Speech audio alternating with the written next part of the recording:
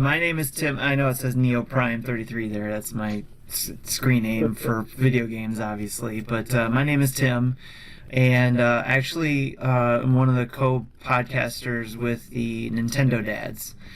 And awesome. And we found out about this, being able to do the interview and things like that through Gamescom, from having our names out there and things like that. And I think I filled out a form to get a chance to be able to do an interview with you guys as well. And to be honest, I'll be frank, you guys are my first interview to be able to interview developers. So I apologize if I sound nervous or if I stumble over my words, but you guys are my first ones. But basically, just the Nintendo. It's like we're pretty friendly. I mean, Rob's a little scary, but we're not too bad. Yeah, well, I'd say we're not like seasoned professionals at this type of stuff, so it's all good. Yeah. Well, I just wanted to make it because our podcast is pretty laid back. We just are a bunch of dads who grew up with video games, especially Nintendo, and grew up playing it, and we want our kids to kind of grow up with it as well.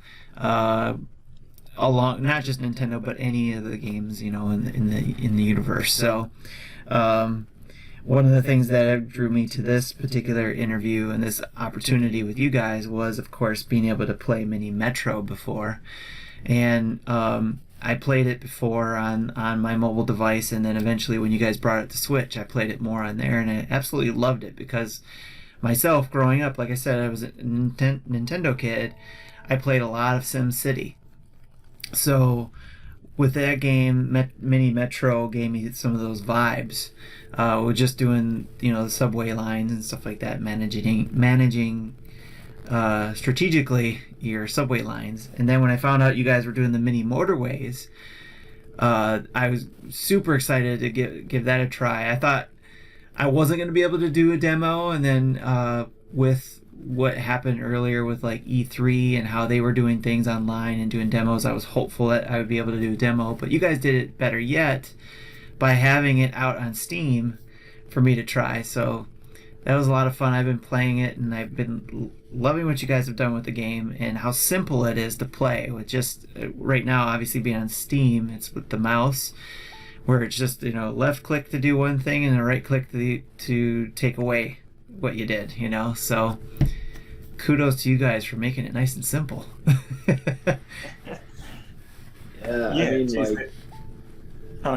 go, Blake. Yeah. I was just going to say, I've become a real big fan recently of games that do take a kind of like complicated existing genre and then boil it right down to the basic level of things. I've noticed more and more games are doing that nowadays, and it's like I've found myself leaning way more towards those than the complicated ones that take like a few hours to really get into them. Right. And I found it was quite nice being able to work on Motorways, being a game that was one of those ones. But yeah, you could speak more to this, hey Rob.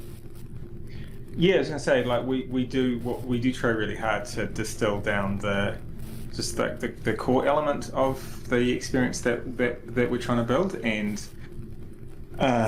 just only have like as much as we have to kind of bring that to life. So and then we do spend a lot of time just simplifying it and making sure that the interface is like as easy as possible to use, and as I mean, we always like to think that our stuff is always intuitive, but just that it is as intuitive and easy to use as is possible. I don't think anything ever is completely intuitive, but we do aim to get as close as we can, and that does take a very long time.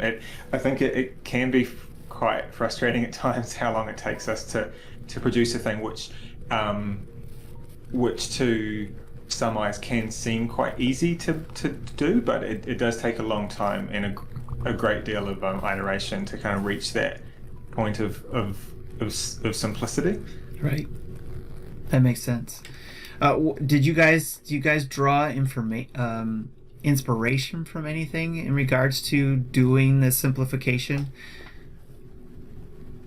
Blake, do you wanna talk a bit about like the visual inspiration and the things that you kind of got inspiration from in the art team for that kind of thing? Yeah, from the outside, it was like there's already the really wonderful work done on Mini Metro by Jamie, and going from that, I know with Mini Metro, everything was sort of based off of subway maps, and it was kind of taking that to the extreme and using all the visual language there. So when it came around for Mini Motorways, there was a little bit of time that was sort of spent where the art team was looking at things like road signs and trying to find iconography from the real world as far as roads go. And there was like some success, and you can see some of that still in the game as far as some of the icons go. But as far as the overall visual style went, it kind of leaned more towards things like Apple and Google Maps, and looking at those kind of digital top-down maps where they use a lot of typography, because I'm like a huge nerd for typography, and I love the fact that they had all these landmarks and everything laid out with type across them. And originally it was very stripped back, almost like Mini Metro, in that it was like very, very little color in the environments. And I suppose it just kind of got to a point where we actually sat down and just discussed it as a studio. We're like, all right, do we want to take this a little bit further and do something that's not necessarily representative of the real world and abstract it a little bit further? So it's not really just like based around maps anymore, and is instead pulling all these kind of insane color schemes based off the places that they're located in. So it's a little bit less based in iconography like Mini Metro was, but instead trying to find something similar but taking it in its own sort of unique direction. Nice. It definitely can see those inspirations there. So, and I do see a little bit of the map, like you said, Google or Apple Maps there, and that's what I liked about it too. And it gives you that familiarity with it.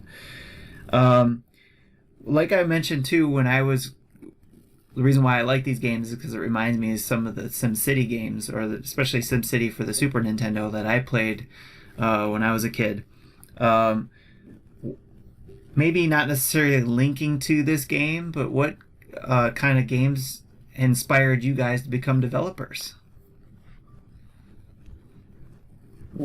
Oh, actually, yeah. This one, I started board gaming and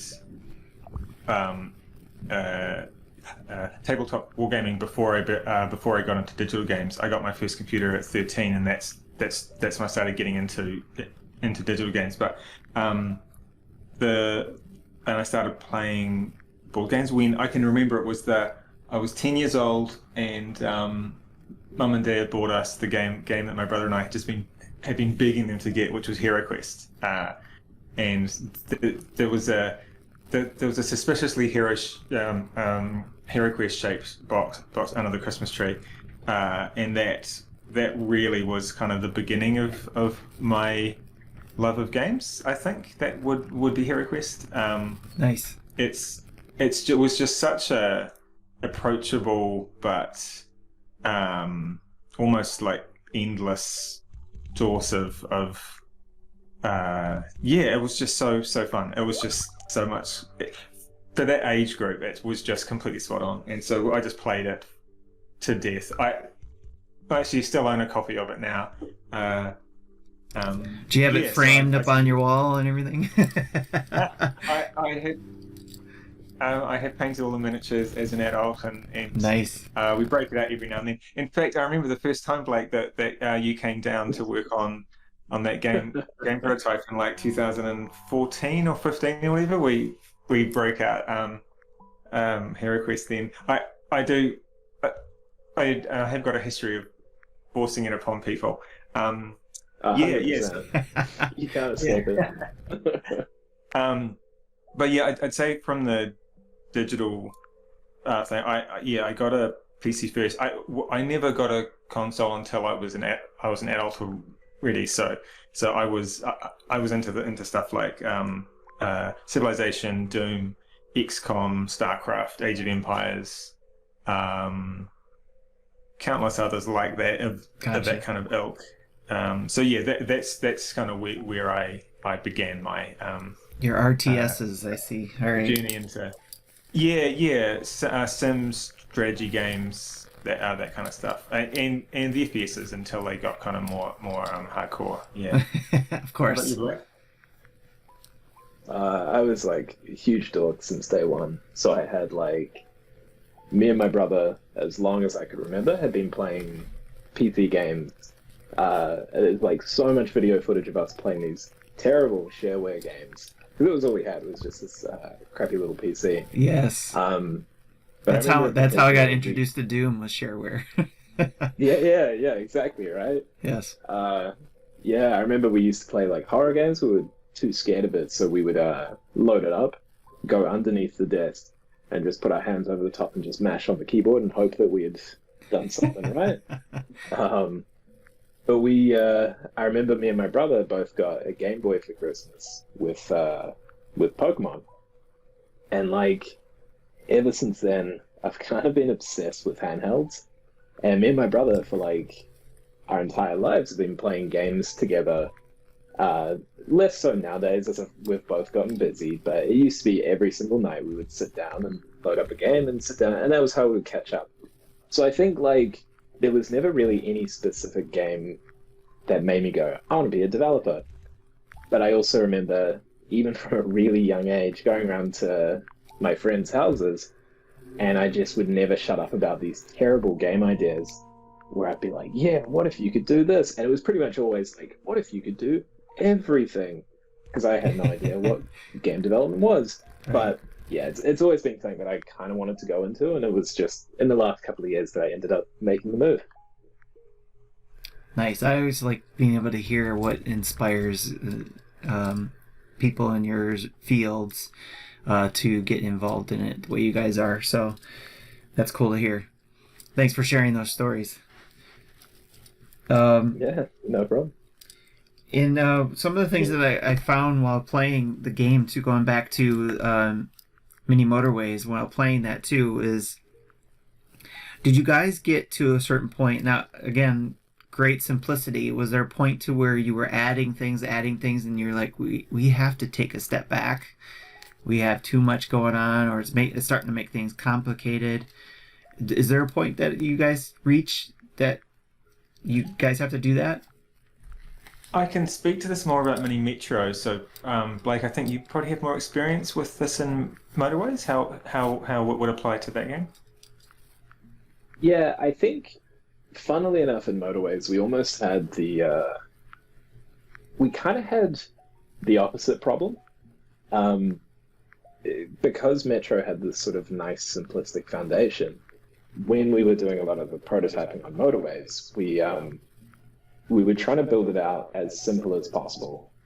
And we actually kind of hit a point where we were trying to add different upgrades in and add stuff while trying to keep it really simple. And we sort of had the reverse thing that Mini Metro had, where I know they had kind of the opposite problem, where it's like, you can speak more on this, Rob, but like going too far and then having to strip stuff back. Yeah, I must admit, it was never much of a problem on Motorways, but that's because of all the foundational work that they've done with Mini Metro. Okay, so it was the opposite. It was too simple. We did learn a lot when we did the first game. Yeah, that we did have to fight it a lot of adding things in and then stripping it back again, and then adding things in and then stripping it back. I remember I think that the key finding for us was when we worked out that the fun part of Metro is just the lines and the trains, and that was really it. And we found that anything that we gave the player to do that didn't give them more options to do with those two things just wasn't really fun. And so we had that. That's why we get asked a lot if we can have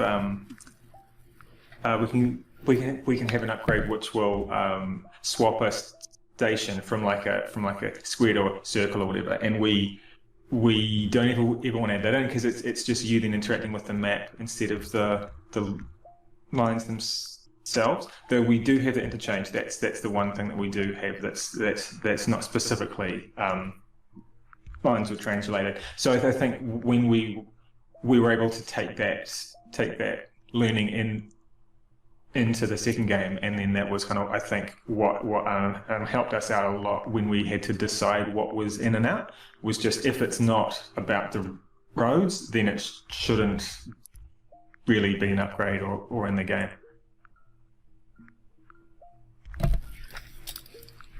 I'm just thinking of processing everything you guys just said there. So, but that's interesting. Obviously, that does make more sense. Obviously, the first game you're going to have a lot of ideas, and you're going to put a lot into it, and then you have to realize what you have to strip back. To where with Motorways, you guys are like maybe making it too simple and have to, add some muscle to it, I guess, for lack of a better term. Yeah, we did find it an interesting development. It was a lot harder than Metro's was. It was Metro. We designed the game verbally in an hour, and then really the basic game didn't really alter from that, like very, very fast and easy design iteration there. Motorways was months and months and months of work and many prototypes. Yeah, and I saw. But a big part of that was us having to actually try to understand what made the first game so good, because we thought we had an idea, and then as we worked more on the follow-up game, we were kind of testing out our theories on what made the first game so good, and so it was an interesting process of us like finding out things about the game that we didn't really know, or we kind of thought we did, but we didn't actually. So yeah, it was a very I guess humbling experience actually, because I think I've always said that we didn't really design as discover it, and then now we had to go back to it and kind of learn about this discovery that we'd made, instead of completely understanding it from the first from when it was done. Yeah, that's cool. And it looks like too that from what I was reading in regards from your news page on your website, and the release to Steam and Apple Arcade on the 21st, you had your round trip update is what it was called, and it had a lot of updates that you gathered from your community that had been playing the game, I think through Steam, if I understood correctly. You had a lot of people already playing the beta or whatever, and you got a lot of feedback, and then you added some of those things that you got from feedback from people playing the game, such as the roundabouts, right? Did I get that right? Yeah, kind of. I think it was sort of like, well before release, I remember leading up to release, we were like, yeah, roundabouts are definitely going to make it into the game before we released an Apple Arcade. And as we were building them, it was like, okay, this is like really complicated. A lot of these things, like, they seem so simple on the surface, and then you chuck them in, and it's like, all right, everything's broken. So we had it in mind as something that we wanted to do. But what we were getting was the beta testers were giving us, we essentially had a bunch of beta testers playing the game, giving us feedback on everything from how the game felt as far as balance went, new things like trying out animations for the roads, things like that as they built in, and kind of tweaking them based on how people would find them. So the beta testers, we would send it out, go, hey, how does this feel as far as road animations go? You'd get a bunch of people kind of going yay or nay, and then you kind of tweak it based on that. And it had this really nice kind of organic, quick back and forth with the beta testers. So, I mean, our code team was amazing. It was pushing out builds really fast to these beta testers, and we could kind of get quick feedback as a result. So we definitely did reach out and ask for upgrade ideas and just general gameplay ideas. And Gotcha. We've sort of listened to the community around that, and it sort of extended to things like people discussing the colorblind mode in the game, and some people finding it more difficult than others, and sort of giving us that room to go, okay, here's a certain spot we can work in, we can improve, and we can reach out to these testers and see how they feel. Sort of in this nice closed loop where we can test out ideas, particularly if they're ideas that might not be the best ideas, but we don't find out till later, and we haven't sent that out to the entire world. So, yeah. Gotcha. So, and that was another bullet point I had here in regards to the accessibility options, where I had it marked as under accessibility options, was one being the colorblind mode, and then even the menu transitions built into the tutorial, or as you're going through it and getting through the menus, you got the question of, do you like the transition? If it's too much for you, you can turn it off. I found that was very cool, to take that in consideration to the people who are playing those games. What was there anything that inspired you guys, or was it just feedback to inspire you guys to add like the colorblind mode and the menu transitions, or was there something that inspired you to try to make things more accessible? Probably the same reason why you guys wanted to make it simple too. Yeah, they've always been a part of our games. We've always had those options, as well to have night mode as well, which is a much darker skin for the game. So yeah, we've just always had them in. I don't remember if Mini Metro ever shipped without a colorblind mode, at least. I think that was always in from day one. I'd have to check. Yeah, I think because the first game we did, because it was so heavily reliant on colors, we really felt that it was kind of an obvious step for us to do that, was to have a colorblind mode. Okay. And yeah, it's just a thing that I know often it comes as kind of an extra thing that you'll add in, if you have spare time. But I mean, it's always been an important thing for us that we do want our games to be as accessible as possible, and we don't want to exclude anyone. So yeah, we just do what we can to help people access our games, and I think it is an important point to not think of it as kind of an extra thing you can do if you have time, but it should that kind of thing should be kind of integrated into your sort of everyday dev. That makes sense. Yeah, and that's what we do. We do strive to do at Dinosaur Polo. Nice. Blake's got some work that he's been doing on the colorblind improvements.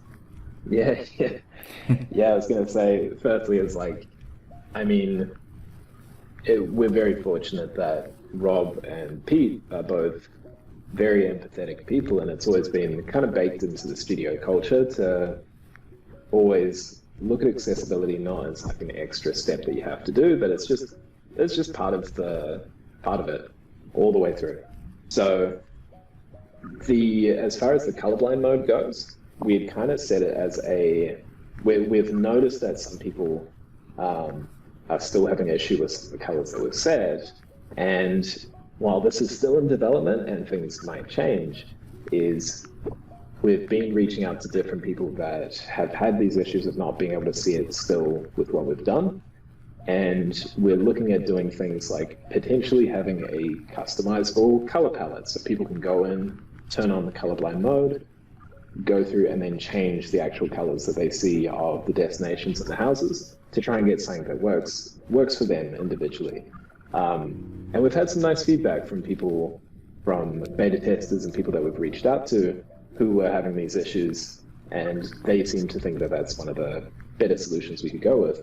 But it is something that we're constantly trying to improve upon, so we will work on things, see how things go through development, and then keep reaching out for feedback and see if we can keep improving on this stuff.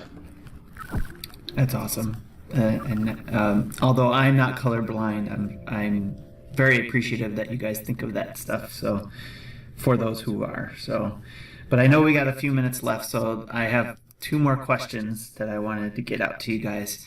Hopefully we have enough time for them. The first of those two is, before we end off, is there anything else you want to share with my community about Mini Motorways?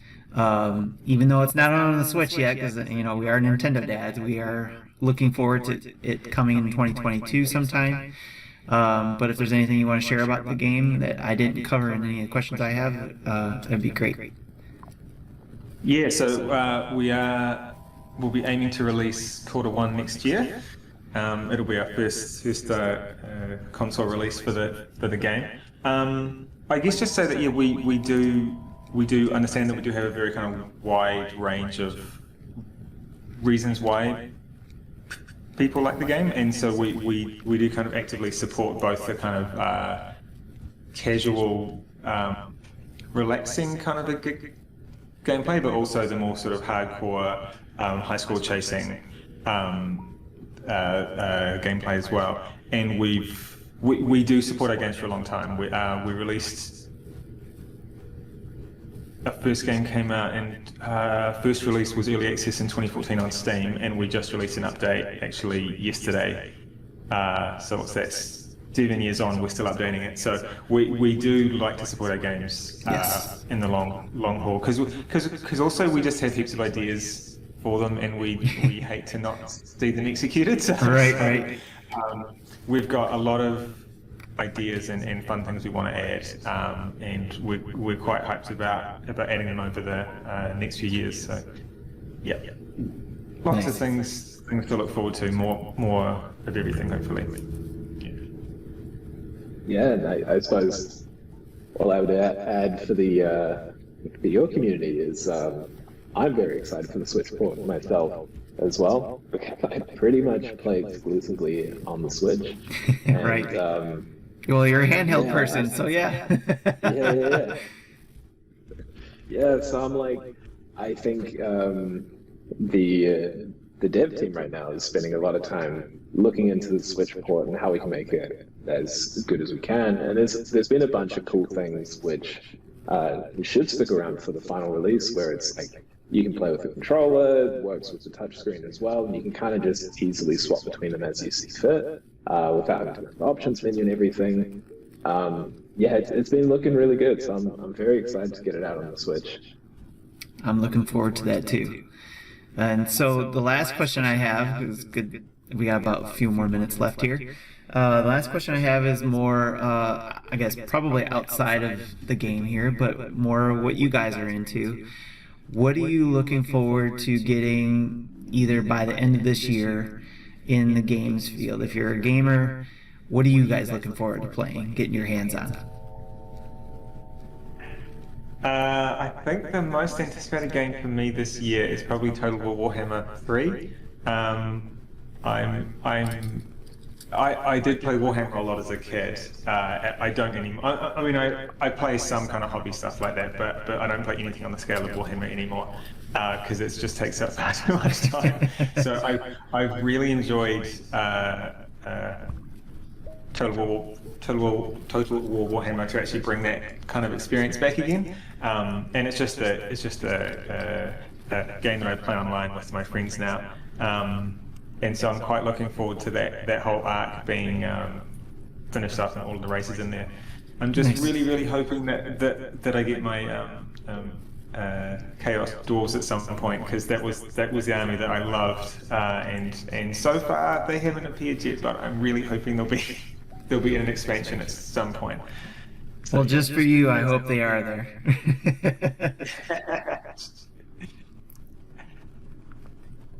All right.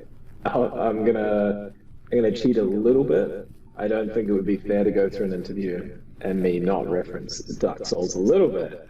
So it's not this year, but early next year is Elden Ring coming out. And I'm so excited for that. Okay. Yeah, but as far as this year goes, I'm actually kind of looking forward to Advance Wars on the Switch. The remake. Yes, that's right. Yes. Yeah. I really loved Advance Wars back in the day. I played them so much, but it's been like, God knows how many years since then. So another great handheld game. That makes sense. Yes. Yeah. How about yourself? Before we go. I'm looking forward to Metroid Dread, because I'm a huge Metroid fan. Yeah. So is that this year? That was this year in October, actually. So I'm hyped for that game and super excited. Huge fan of the Metroid series, so yeah, I'm looking forward to that.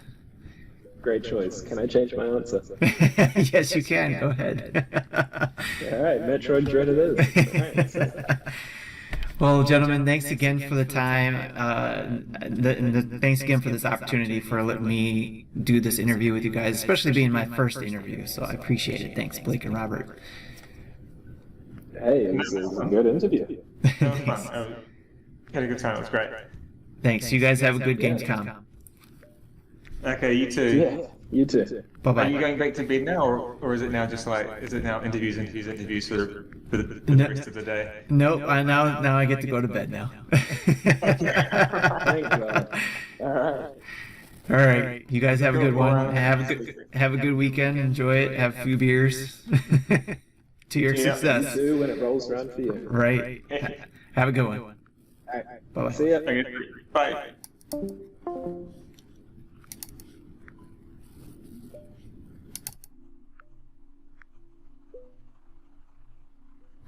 Well, I hope you guys got to enjoy that interview while I was playing some mini Motorways.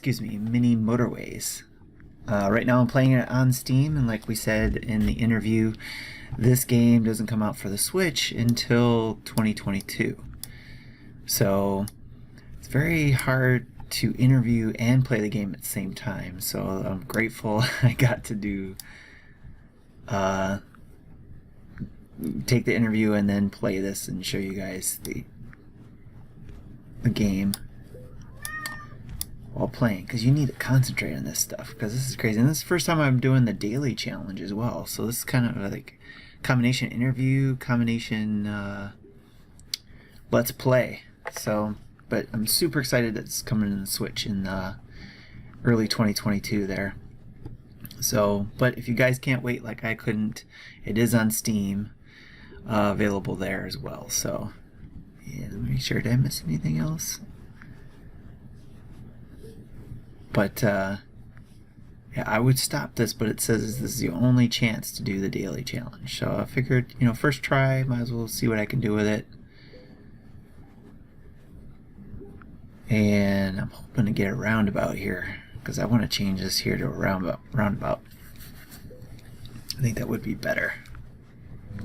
Hopefully I didn't miss anything. Ooh, there we go. I got roundabouts, and there's a freeway too. I'm going to do roundabout. That's what I was hoping for. Alright, so, and then let's put you there. And we'll go here. We'll put a light here. And I'm going to take that away and see if I can put a roundabout here. Yes, there we go, roundabout. Okay.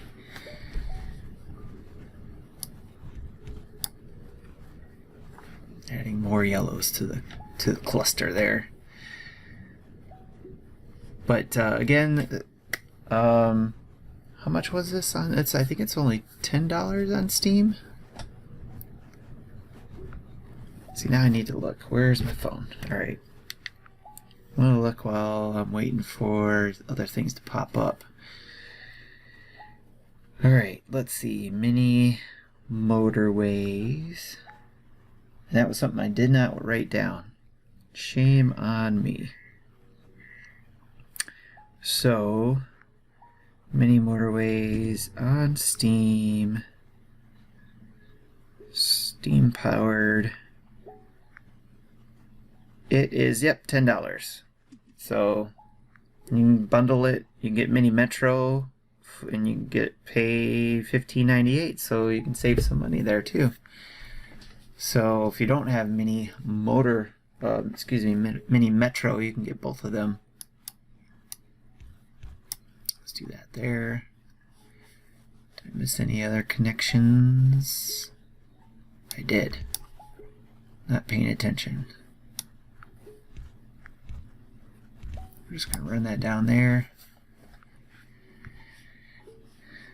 And look, I'm not even paying attention there. Let's get you there. We'll put a light there. That might fit another roundabout there, which I'll have to do. I don't think I can fit a roundabout there. But as you've seen, this is the different things I've been able to add get a new week. Every week I get new things. So I still got 2 lights left. I need a bridge probably, so let's do that. So let me run this way. Oh, I took out a tree. Let's connect you that way so there's not just a bottleneck there.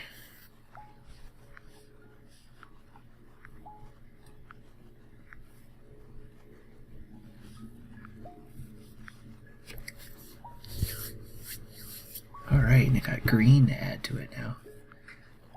Interesting. I got enough there. Oh, that's interesting.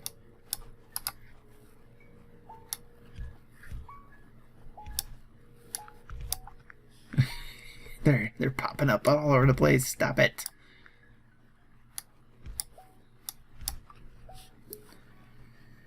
Okay, and I want to connect you this way. I'm going to add a light there.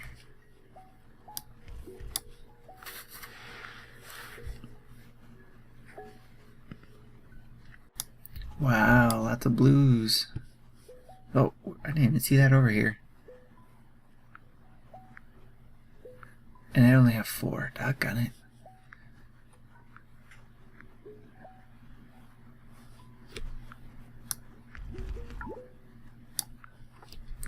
Jeez, oh Pete's, come on. Where can I take a road away from?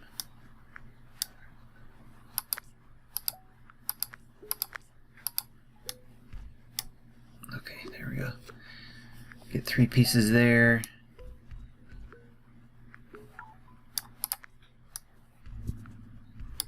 There we go. Jeez. Now I need a bridge, which I don't have.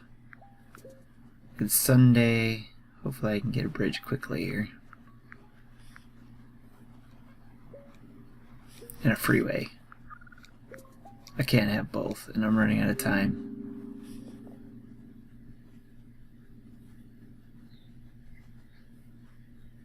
Well, I'm not getting a bridge, I'll get the freeway.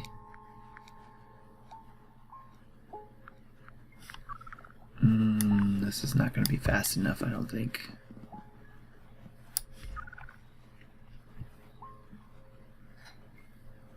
Come on, get there, blue cars.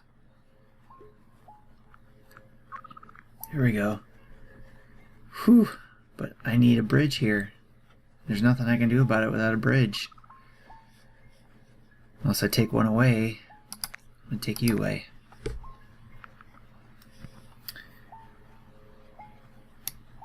And go this way. There we go.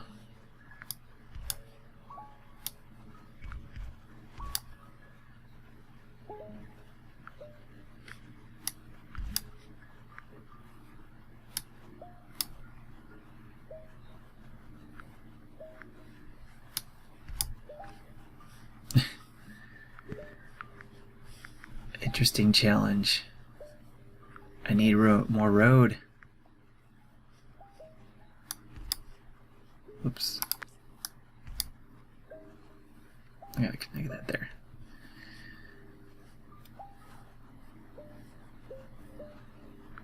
Let's see if I can shorten this up.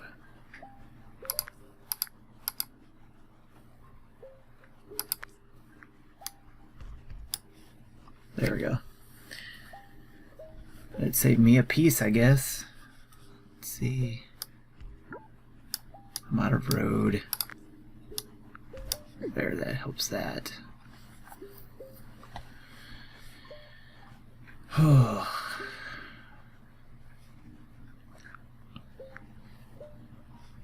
Do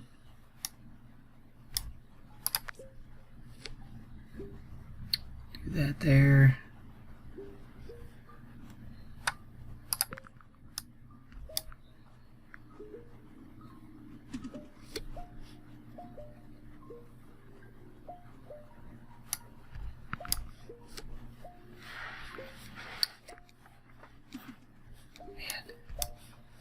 Need more pieces. Alright, Alright, roundabout and a bridge. Let's do roundabout.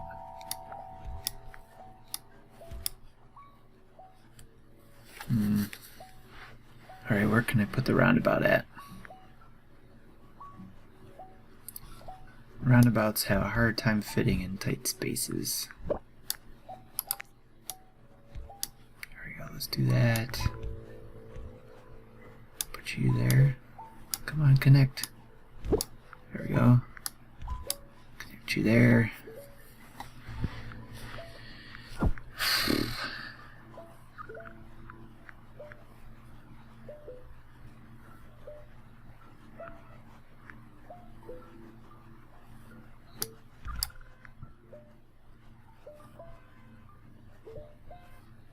Traffic jam.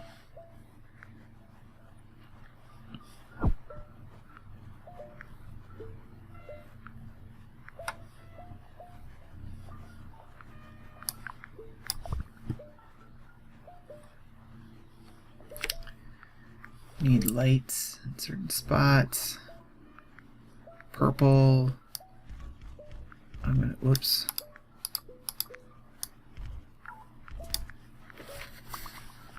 Probably add a light here too.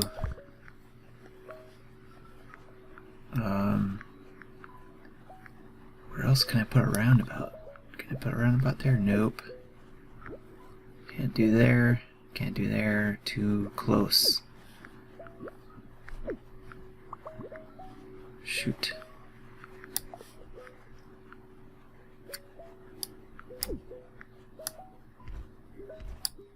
Get around there. Oh my gosh. Okay. What else am I missing here? It's hard to catch all these things. I guess I'm gonna have to put a light there again.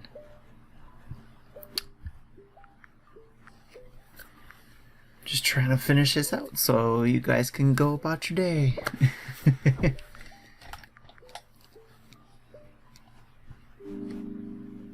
Another freeway. That'll probably be a good idea. All the blues are over there, purples are there.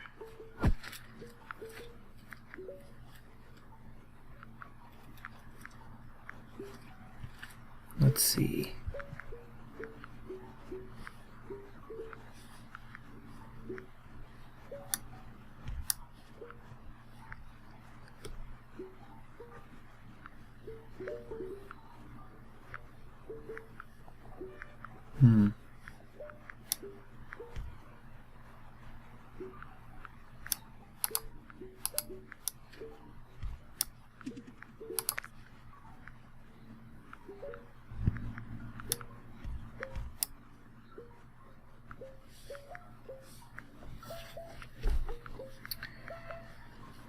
Can I put a roundabout here?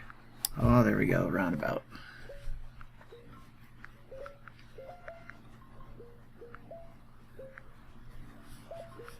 There's lots of beeping. Lots of beeps. Alright, what am I missing here? Purple's not getting there in time.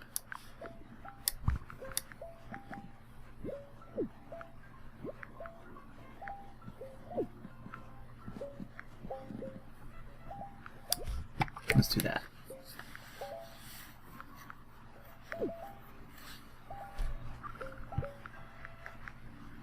Come on, purples, get over there.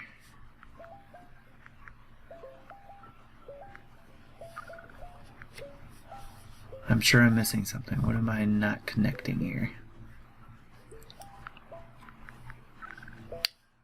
Oh, the house is connected. Not you.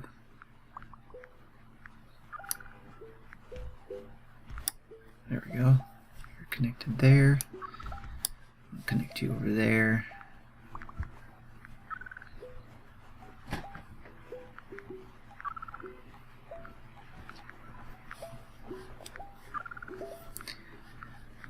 Make sure not missing any houses, not enough cars getting to where they need to. Purple's not getting there. Why isn't purple getting there?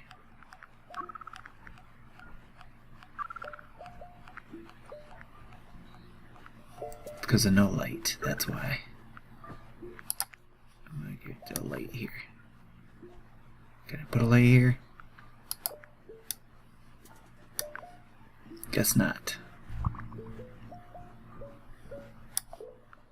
I'm going to move you then.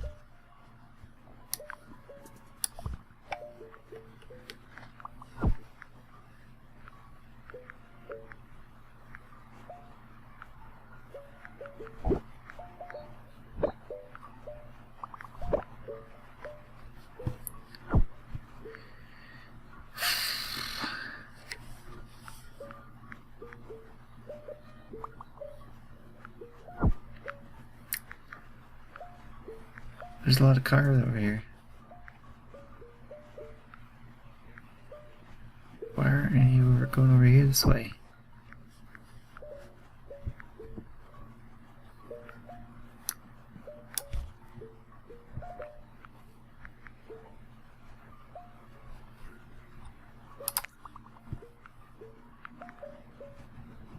Okay, I need to move that. That light was not helping there. Traffic jam.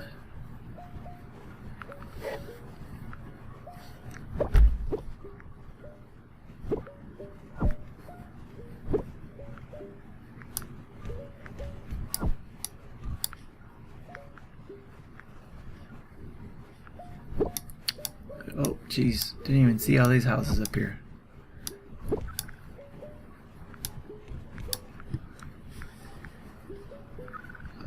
I have no bridges. Do I have enough road?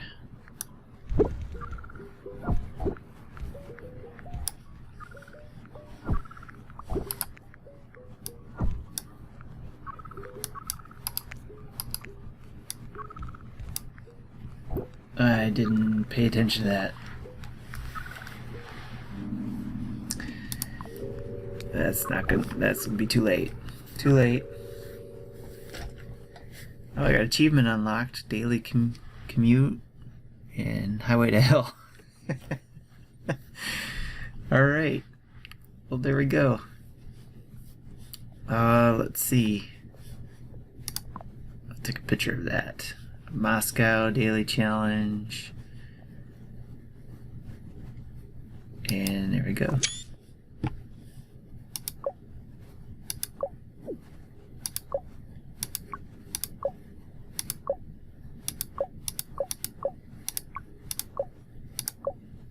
Okay, that was fun. My first daily challenge. Not too bad, I don't think. So I hope you enjoyed this Let's Play while I was interviewing those gentlemen from Dinosaur Polo Club.